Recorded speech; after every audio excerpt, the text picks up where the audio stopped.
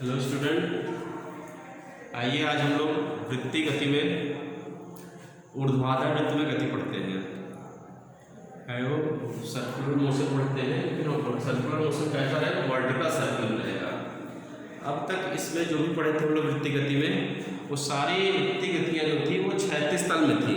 सभी वृत्तीय गतियाँ क्षैतिज तल में थी। ठीक है, क्षैतिज तल और ऊर्ध्वाधर तल में की जो वृत्तीय गति होती है, क्षैतिज तल और ऊर्ध्वाधर तल में जो वृत्तीय गति होती है, दोनों गति में पहले तो अंतर क्या होता है ये स्पष्ट करते हैं। ठीक है, देखिए जब कोई कण क्षैतिज वृत्त में गति करता है, क्षैतिज वृत्त में गति करते समय पिंड पर लगने वाला गुरुत्वीय त्वरण हर बिंदु पर नियत होता है। पिंड पर लगने वाला गुरुत्वीय त्वरण हर बिंदु पर नियत होता है। तो क्षैतिज वृत्त में कहीं भी गुरुत्वीय त्वरण के लिए कोई स्थिति अलग से नहीं दिखाई जाती है। मतलब क्षैतिज वृत्त में गुरुत्वीय त्वरण का कोई प्रभाव नहीं पड़ता। पिंड जैसे जमीन पर है, जमीन पर वो वृत्तीय गति कर रहा है, तो वहाँ तो गुरुत्वीय त्वरण सबके लिए वही है, हर बिंदु पर वही होगा, तो उसमें गुरुत्वीय त्वरण का कोई महत्व नहीं था। लेकिन जब यही वृत्तीय गति ऊर्ध्वाधर तल में होती है, तो वहाँ पर गुरुत्वीय त्वरण का बहुत प्रभाव पड़ता है।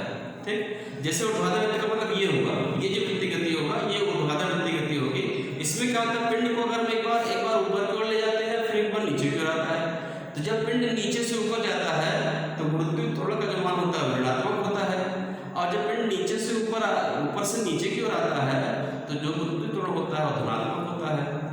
तो नीचे से ऊपर की ओर जाने पर गुरुत्वीय त्वरण का मान निगेटिव रहता है, तो तभी पर रहते तो घटता जा रहा है, लगातार माइनस में जा रहा है, और ऊपर की ओर आने पर बढ़ता जाता है। तो इससे वेग क्या होता है, जब पिंड नीचे से ऊपर की ओर जाता है तो उसका वेग घटता है और उत्तर बिंदु पर जाकर वेग न्यूनतम पहुंचता है, और फिर जब ऊपर से नीचे की ओर आता है तो उसका वेग बढ़ता है।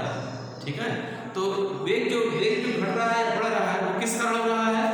वो गुरुत्वीय त्वरण कारण होता है। गुरुत्वीय त्वरण कारण वस्तु का भार परिवर्तित होता है, तो गुरुत्वीय त्वरण जो होता है वो पिंड की गति को प्रभावित करता है, जबकि क्षैतिज वृत्त में गुरुत्वीय त्वरण पिंड की गति को प्रभावित नहीं करता। तो क्षैतिज वृत्त में गुरुत्वीय त्वरण पिंड की गति को प्रभावित नहीं करता, इसलिए वहाँ गुरुत्वीय त्वरण की कोई चर्चा नहीं थी। लेकिन ऊर्ध्वाधर वृत्त में गुरुत्वीय त्वरण पिंड की गति को प्रभावित करता है, इसलिए ऊर्ध्वाधर वृत्त में गुरुत्वीय त्वरण का भी बहुत महत्व हो जाता है। फार्मूले में हम गुरुत्वीय त्वरण को भी रखते हैं। तो अब हम लोग देखते हैं कि ऊर्ध्वाधर वृत्त में गति किस प्रकार से होती है। चित्र में बोर्ड पर बना रहे हैं तो क्या पता चल रहा है, कुछ क्षैतिज है कुछ ऊर्ध्वाधर है। बोर्ड का जो तल है इस पे हम चाहे क्षैतिज वृत्त बनाए चाहे ऊर्ध्वाधर वृत्त बनाए, ये स्पष्ट अंतर नहीं समझ में आता है। ठीक है, देखिए ऊर्ध्वाधर वृत्त मान के पढ़ना है इसको हमें। ये एक वृत्त हो गया, इस वृत्त में इसका ये केंद्र हो गया। मान लीजिए एक धागा पिंड से बंधा हुआ है, ये मान लीजिए हम पिंड हो गया, और ये आप जैसा धागा हो गया, और लंबाई इस धागे का होगी तो ये त्रिज्या हो जाएगी। ये वृत्त का उच्चतम बिंदु हो गया, मान लीजिए यहाँ पर वृत्त का उच्चतम बिंदु है। जब ये जो उच्चतम बिंदु ए है, तो यहाँ पर जो पिंड का वेग होगा उसको जो वेग तो हमेशा इस पर सेम ही होगा, तो ये वेग मान लिया हो गया va। ठीक, गति करते हुए पिंड जब न्यूनतम बिंदु पर पहुंचेगा तो ये मान लिया यहाँ पहुंचा, ये बिंदु b हो गया, और यहाँ पर पिंड का वेग कितना हो जाएगा vb। ठीक है, उच्चतम बिंदु और न्यूनतम बिंदु में अंतर देखिए क्या है। हमें थोड़ा सा सरल तरीका बताते हैं, केवल उच्चतम बिंदु और न्यूनतम बिंदु सॉल्व करते हैं पहले, केवल यहाँ और यहाँ। अगले वीडियो में हम देखेंगे कि कहीं बीच में और कहीं ले लिया जाए, दो इस तरह की स्थितियां होती हैं। बिंदु यहाँ पर हमारे सॉल्व कर रहे हैं हम, तो अभी हम केवल उच्चतम बिंदु और न्यूनतम बिंदु की ही बात करते हैं, दो की चर्चा करते हैं।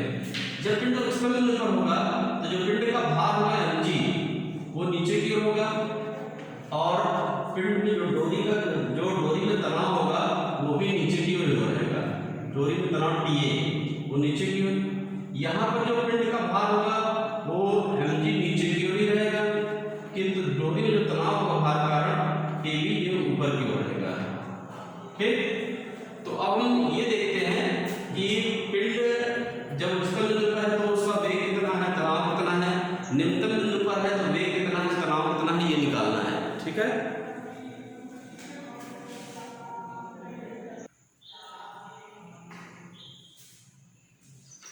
हेलो स्टूडेंट, आइए इसी को हम और आगे बढ़ते हैं। देखिए यहाँ ऊर्ध्वाधर वृत्त में लिखा है, जब किसी पिंड को किसी डोरी से बांध कर ऊर्ध्वाधर वृत्त में घुमाया जाता है तो इस गति में पिंड की चाल नियत नहीं रहती, अर्थात चाल बदलती रहती है। इसी कारण डोरी का तनाव भी परिवर्तित होता है। इसके बाद थोड़ा सा चित्र के बारे में लिखेंगे। माना एम द्रव्यमान का एक कण है, यहाँ पर वो 8 त्रिज्या के वृत्तीय पथ पर घूम रहा है, 8 त्रिज्या दिखाई जा रही है। उच्चतम बिंदु पर कण का वेग v है, निम्नतम बिंदु b पर कण का वेग v भी है। यहाँ पर डोरी में तनाव t और भार mg, यहाँ पर डोरी में तनाव tv और भार mg है। दोनों स्थिति में देखिए, यहाँ पर जब पिंड ऊपर की ओर जाता है तो पिंड का भार तो सदैव नीचे की ओर लगेगा, किंतु ऊपर की ओर जाने पर डोरी ढीली होती है, तनाव नीचे की ओर काम करता है, और जब पिंड नीचे की ओर रहता है डोरी टाइट रहती है, तनाव ऊपर की ओर कार्य करता है। तो हम एक एक बिंदु पर कार्य सॉल्व करेंगे। पहले सॉल्व करते हैं वृत्त के उच्चतम बिंदु ए पर।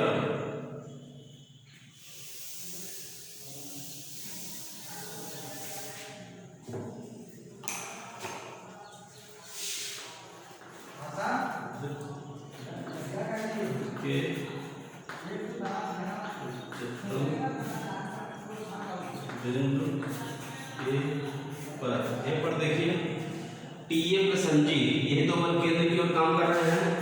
TA प्लस mg ये दोनों किधर काम कर रहे हैं? केंद्र की ओर। और जो बल केंद्र की ओर काम करता है उसे कहते हैं अभिकेंद्र बल, और इसका मान mva² के बराबर होता है।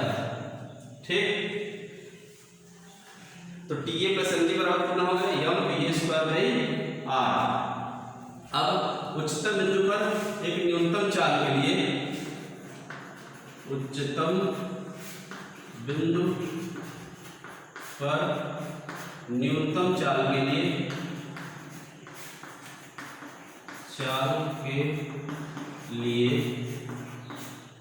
TA की वैल्यू जो होती है वो 0 होती है।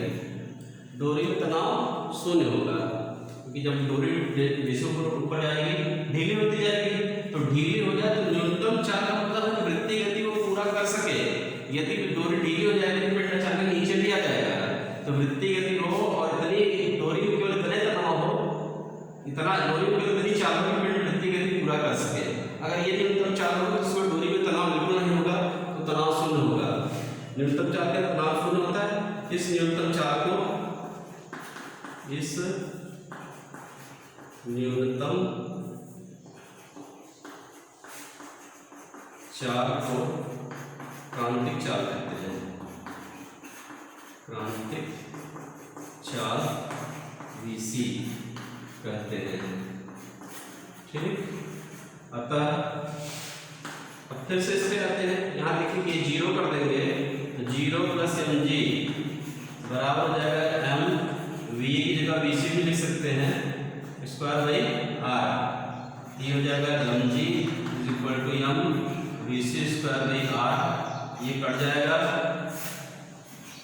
VC² तो VC बराबर हो जाएगा रूट में GR।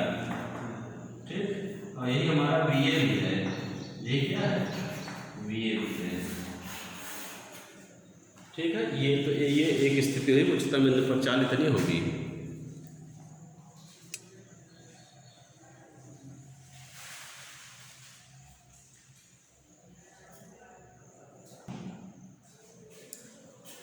अब मान लीजिए न्यूट्रल चाल से गति करता हुआ कण कहाँ आ गया? बिंदु B पर आ गया। बिंदु B पर आ गया, बिंदु B पर कण की गति ऊर्जा कितनी होगी? बिंदु B पर कण की गतिज ऊर्जा बराबर हो जाएगा बिंदु A पर गतिज ऊर्जा, बिंदु A पर गतिज ऊर्जा प्लस A पर स्थितिज ऊर्जा। ये चीज ध्यान से समझिएगा, तो ध्यान दीजिएगा। बिंदु A पर जब कण गति करते हुए बिंदु B पर आता है तो यहाँ पर इसके पास गतिज ऊर्जा भी है, और कुछ ऊंचाई पर है तो ऊंचाई पर स्थितिज ऊर्जा भी है। जब ये गति करते हुए बिंदु B पर पहुंचेगा तो इसकी गतिज ऊर्जा और स्थितिज ऊर्जा दोनों गतिज ऊर्जा में ही रहेगी, तो स्थितिज ऊर्जा भी गतिज ऊर्जा में बदल जाएगी, प्लस गतिज ऊर्जा तो है ही। तो बिंदु B पर जो गतिज ऊर्जा होगी वो बिंदु A पर गतिज ऊर्जा और A पर स्थितिज ऊर्जा के बराबर होगी। ठीक, अब गतिज ऊर्जा का सूत्र होता है ½ mv², तो ½ mvv²। बिंदु B पर निकाल रहे हैं तो बिंदु A पर हो जाएगा ½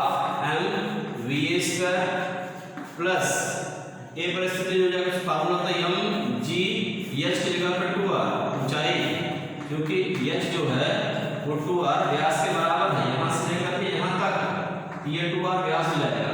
ठीक, हाफ m वीवी स्क्वायर बराबर जाएगा हाफ m वी की जगह अंडर जी आर निकाला तो यहाँ जी आर लिख दे रहे हैं प्लस 2m जी आर। ठीक है, तो हाफ m वीवी स्क्वायर बराबर जाएगा, यहाँ से हाफ हम कॉमन लेते हैं, यहाँ हो जाएगा जी आर प्लस यहाँ हो जाएगा 4 जी आर, 2 दूना 4, 2 में से आधा कॉमन लिया तो यहाँ जाएगा 4 जी आर, तो यम से कट जाएगा, हाफ है वी की बराबर हो गया 5 जी आर, तो वी की इक्वल हो गया रूट में 5 जी आर, 5 जी आर। ठीक, ये निम्नतम बिंदु पर कण की चाल के लिए सूत्र हो गया। निम्नतम बिंदु पर कण की चाल अंडर रूट वी बराबर अंडर रूट 5 जी आर। ठीक है,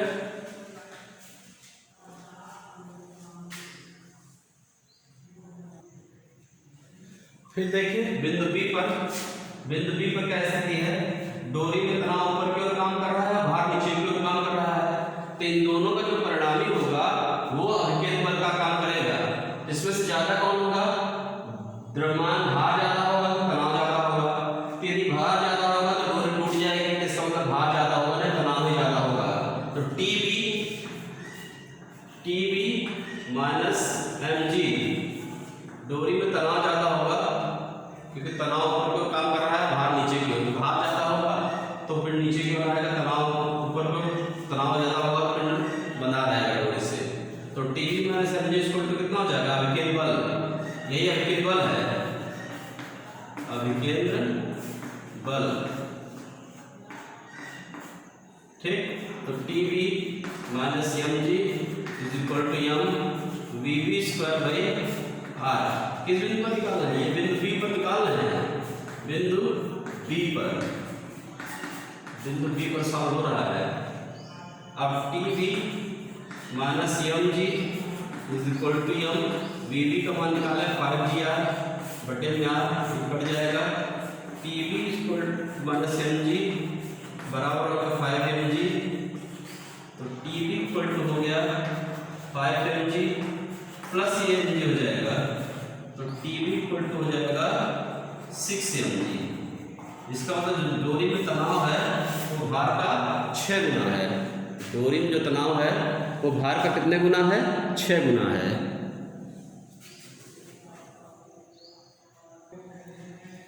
तो इस प्रकार से हम लोग उच्चतम बिंदु, यहाँ पे थोड़ा सा कॉमन चीजें नोट कर लीजिए, बता दे रहे हैं, उच्चतम बिंदु ए पर तनाव की वैल्यू कितना, बिंदु ए पर जो तनाव है वो 0 है, जो चाल है वो क्रांतिक चाल है, जिससे कम चाल पिंड की नहीं होगी, इससे कम चाल होगी तो वृत्तीय गति नहीं होगी, अगर इस चाल से कम चाल होगी तो फिर वृत्तीय गति नहीं होगी, और टीबी का जो मान है वो 6 mg है, इसका मतलब न्यूनतम बिंदु पर जो तनाव है वो भार का 6 गुना होता है, और चाल जो है वीबी ये रूट में 5 जी आर होता है, रूट में 5 जी आर। तो निम्नतम बिंदु और उच्चतम बिंदु दोनों के लिए हो गया, ये बिंदु बी पर के लिए है, किस बिंदु के लिए है ये जो लिखा गया है ये बिंदु ए पर के लिए है और ये बिंदु बी के लिए है, बिंदु बी पर क्या है, टीबी इक्वल टू 6 mg और वीबी इक्वल टू है रूट में 5 जी आर। ठीक, इसमें क्रांतिक चाल के वापस बता देते हैं, क्रांतिक चाल वृत्तीय गति में उच्चतम बिंदु पर, ध्यान से बचेगा, क्रांतिक चाल वृत्त के उच्चतम बिंदु पर वह न्यूनतम चाल है जिससे कण वृत्तीय गति कर सकता है भाजक में, इससे कम चाल होने पर वृत्तीय गति संभव नहीं होगी, तो वृत्त के उच्चतम बिंदु पर वह न्यूनतम चाल जिसके कारण वृत्तीय गति संभव होती है वो क्रांतिक चाल कहलाती है। ठीक, तो ये हमारा 2 बिंदु पर था, उच्चतम और न्यूनतम बिंदु के लिए, तो उच्चतम और न्यूनतम बिंदु के लिए ये चीजें हल की गई। ठीक है, नेक्स्ट टाइम हम लोग किसी पर्टिकुलर बिंदु पर यहाँ वहाँ कहीं भी जगह पॉइंट को लेकर के सॉल्व करेंगे। ओके, धन्यवाद।